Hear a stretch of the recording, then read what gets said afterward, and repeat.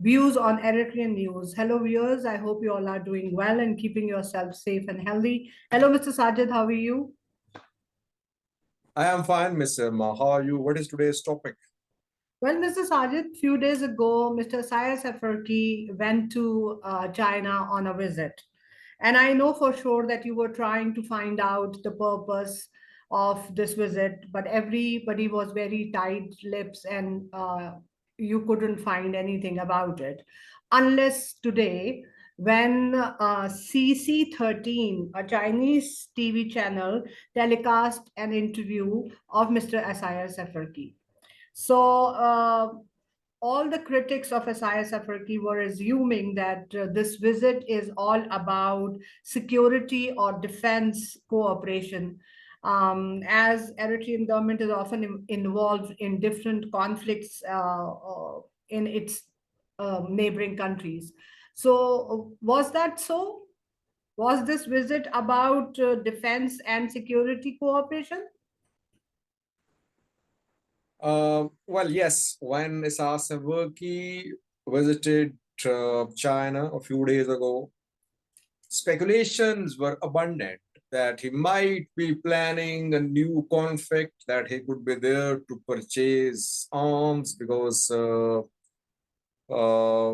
we heard rumors last year that Eritrea was interested in purchasing Chinese combat drones. Eritrea does not have combat drones. Ethiopia has combat drones.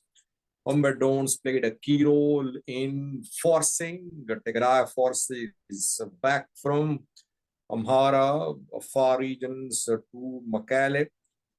So we were trying to get a clue from his visit that what was it about, and was security cooperation part of the agenda or not.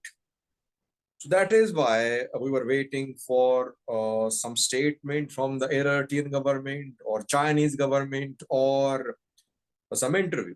So as you said, that the interview was broadcast by a Chinese TV today, but obviously it was recorded when Isaias was in China. Recorded a few days ago, but published today. Well, it's a 29 or 28-minute long interview, and there was no mention of any security cooperation or defense cooperation in the entire interview. No question from the host about security ties, about defense ties. Isaias mentioned areas of cooperation between the two countries. He mentioned agriculture, energy, infrastructure building, mining, cultural exchanges. He did not say a word about any security cooperation or defense cooperation. So that means it means that the prime objective of Isaias Afwerki's visit of China was not security cooperations. All were rumors that he was planning a new conflict. He wanted to be China on his side. And we monitored his engagements in China. I did not see him visit any defense manufacturing factory, any seminar, any exhibition about defense equipment. So we can safely say now, I think, that the visit was not about security related issues. And that is what I said. I've been saying since the start of this visit, since it happened, that the visit was not about security cooperation. It was about some plan by Isaias Afwerki regarding Eritrean economy, regarding improvement of Eritrean economic conditions. So that seems to be the case, it seems. A very interesting question was asked by the host, that West often blame China that it is bringing African countries under debt trap. Uh, what do you have to say about that? What was his answer? Yeah, African countries are welcoming Chinese investments.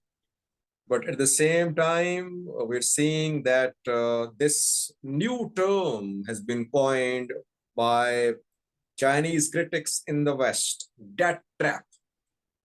So China's critics say that China is trapping Africa through debt, that all African countries, where there are Chinese investments, they have to repay debt to China. They're not in a position. So their countries are being seized. Their economies are being seized by China.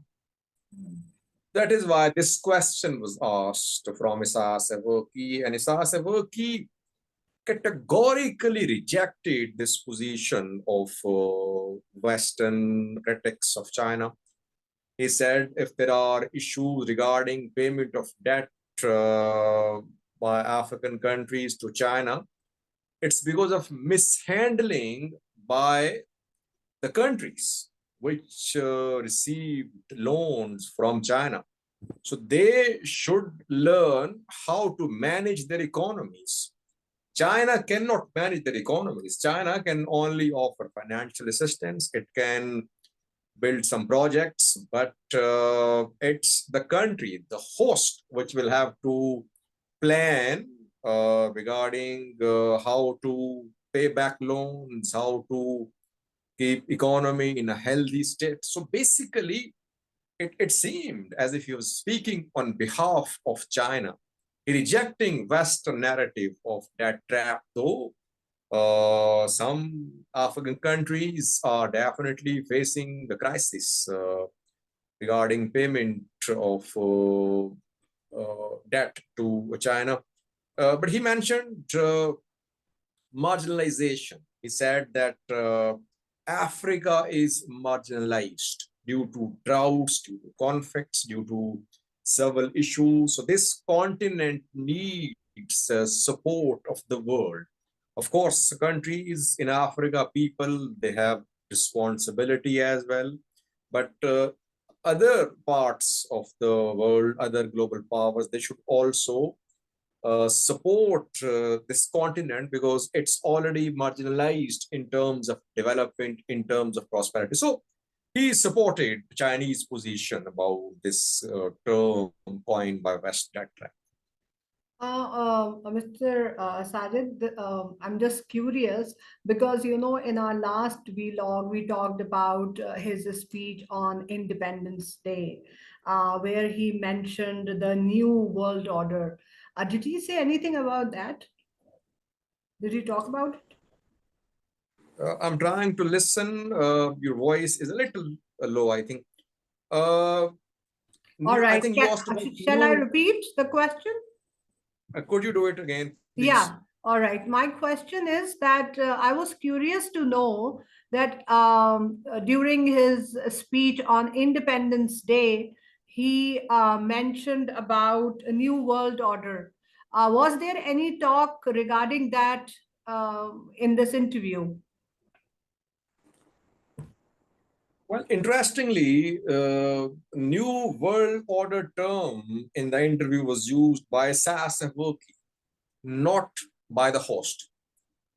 Host did not use the word new world order. So it means Isaias Afwerki is more eager to see a new world order emerge than China, perhaps. And he lashed out at Western policies.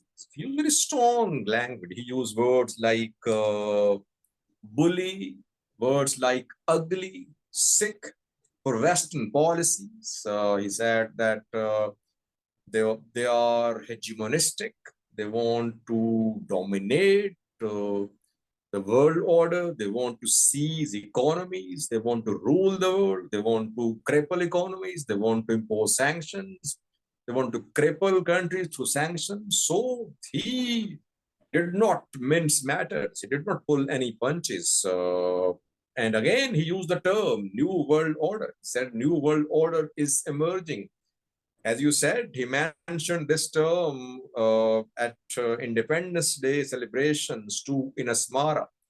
Yes. He wants China to take on the US, we can say that. And he believes that China is in a position to replace or to counter growing US influence. Once again, he used the term, but Host did not use this term. So Isaias is hoping that by having China on his side, he can do something for his people. He can neutralize American influence in the Horn of Africa, in neighboring countries.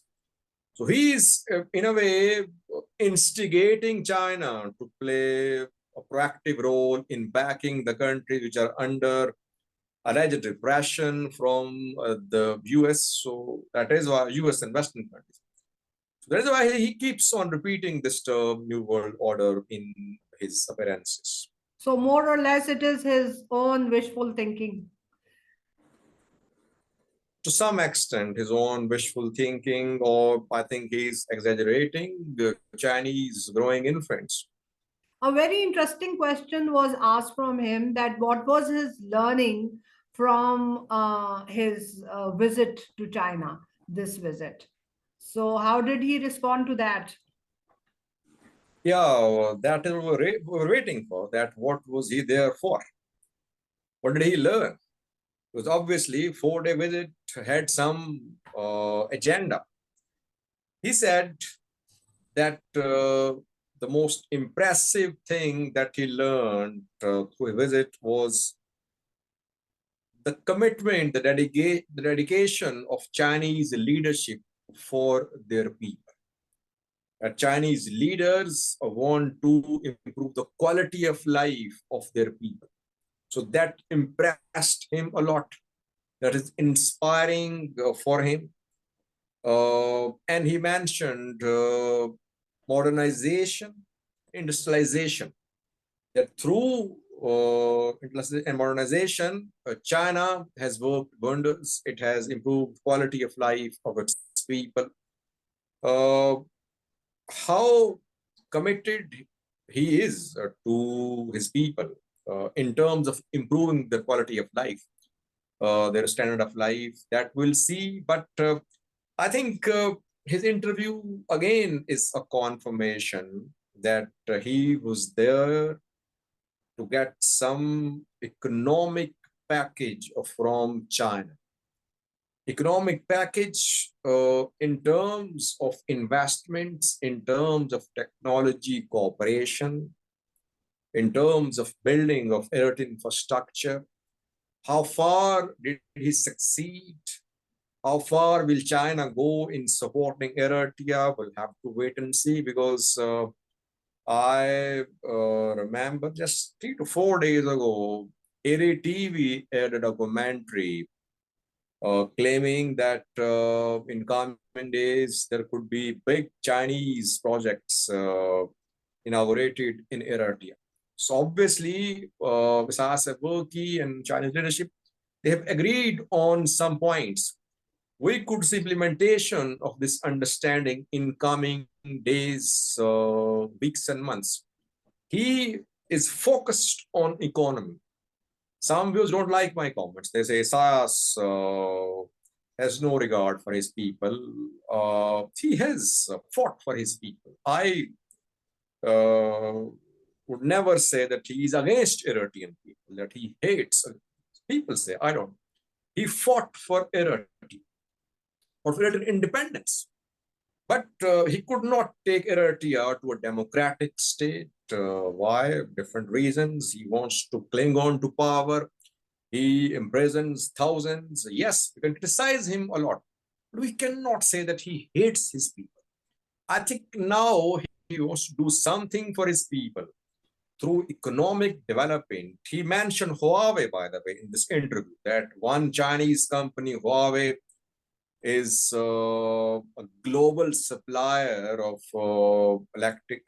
electronics, and that this shows how China has excelled on international platform in terms of economic progress.